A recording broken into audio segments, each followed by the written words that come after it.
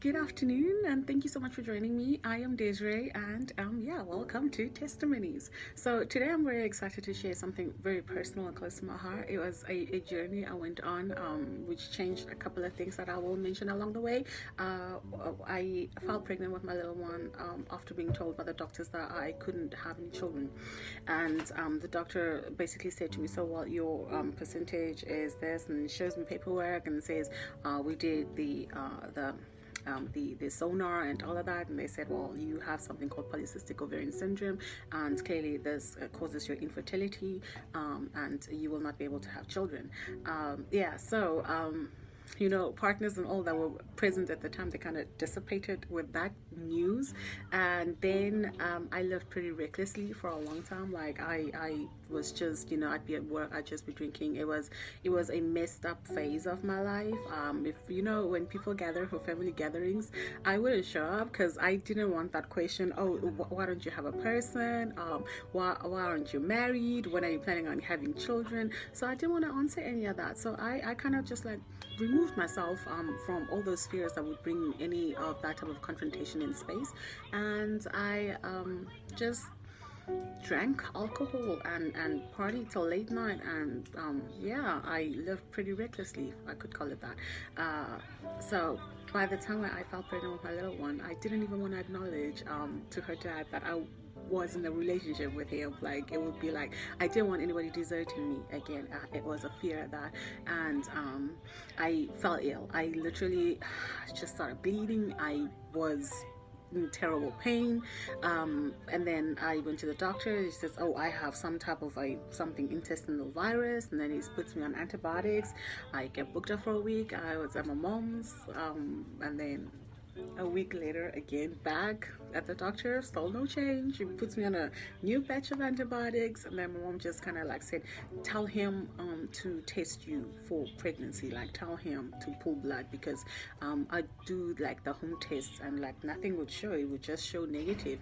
So yeah, long story short, I had Princess. She wanted to come from the age of 4 already. 4 months, she wanted to come on. Doctor kept telling me, I changed doctors. I got myself an OBGYN, specializes in that stuff. And then so what then happened after this was that she took the blood test results. I was sitting at work. We pulled the blood in the morning. By 1 o'clock, the assistant calls me, the reception person calls me and says, "Please come for your results." I arrive at the practice again, and I go in, and she asked me, "So did you always want to have children?" And the one thing I said was like, I mean, I knew when you said to me the first time that I wasn't gonna have that. That's not my portion. And then she responds to me, "Well, congratulations, you're 5 weeks pregnant." I just bawled. Like, I just sat down. I just bawled. And in what happened was that I went back to the office. I called my sister, her being a pastor, and I'm like, "Oh, you won't believe it, this whole time that I've been so sick, you know what it is, like, apparently I'm pregnant." And just like, "Oh my gosh, Google, congratulations." She was so over them, when she was so overjoyed. And then she says to me, "Oh, please let me tell mommy, then please let me tell mom." I was like, "What?" And then I said to her, "But Kake," she says, "that I'm just gonna bleed it out because I was just bleeding." That's basically what started off me trying to find out what was happening with me. And then she said, "Well, Kuku, you've said, what has the Lord ever done for you? Why don't you ask him? Why don't you tell him that you want this and see if he's not going to do it for you or give it to you?" And in her saying that, I didn't even know if what I was doing was the right thing. So I did prayer. I spoke to somebody, a being somewhere, and I didn't know what I was doing, whether it was correct or not, but I trusted that this being had the power to be able to do anything, and that this being had to be powerful, that people would keep referring me to him for these challenges. And I kind of held on. I said to Princess Daddy, like, "I want this, I want her, I'm gonna do everything it requires of me." I let stand a lot of things that I was doing. I allowed myself to just consecrate myself, my body, to allow myself to be what he needed me to be, that he could do what he needed to do. And in that process, I grew very close to the Lord. I grew very dependent and reliant on him, and I saw his power because I was preparing myself. I would read books, and I would read a lot of like online material about if you have a child, because I was hospitalized like every second week. I was in the hospital, and they would inject numb the muscles, and because she wanted to come since 4 months, and it was really emotionally exhausting, physically exhausting my body, this continuously being hospitalized, like random irregular bleeding sessions. You don't know what's happening, irregular pain that you would just experience, abdominal pain. You don't know if that's it, what's happening now, is it contractions? So it really was a process where I learned to trust the Lord. And in this trusting the Lord, it was so powerful. The results were so powerful because I was preparing, what if she can't see? What if I have to learn sign language? What if she can't speak? What if she can't hear? What if I have a child that doesn't have some limbs? So I was emotionally preparing as well as learning things like ASL. Like I just started doing that, that I could be able to teach her and communicate with her if that time ever came, or needed. And I had her.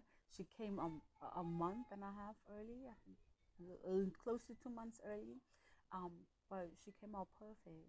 And I mean, in my prayers, I would say to the Lord, like, it take me rather, like, instead of her. I made those types of declarations, and the Lord honored me in keeping myself to the process, and trusting him with it, that he gave me a baby. And I mean, today she's what, 9 years old.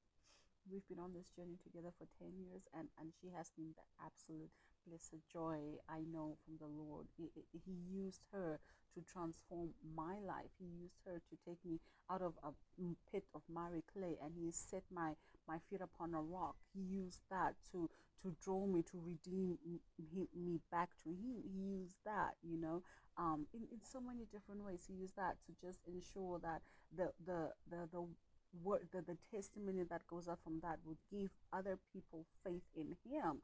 And I also feel like he also just used that as a way, but he also used that as a way of making sure I remember that every day when I wake up and I see her and I look at her, that this is what the Lord had done for me. It's a constant reminder of the goodness of the Lord, how he restored my womanhood, how he restored back to me, while feelings of not wanting to be, to feelings of you are worthy. I see you as Mother Desiree, and that I am at best trying day by day to make sure that I'm the best mother I can be, that I teach her the godly principles, that she sees the walk with the Lord.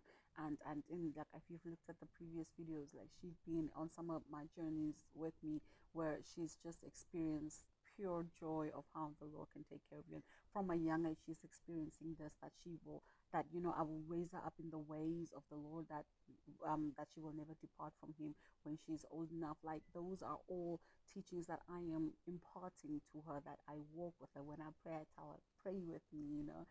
She's trusted. She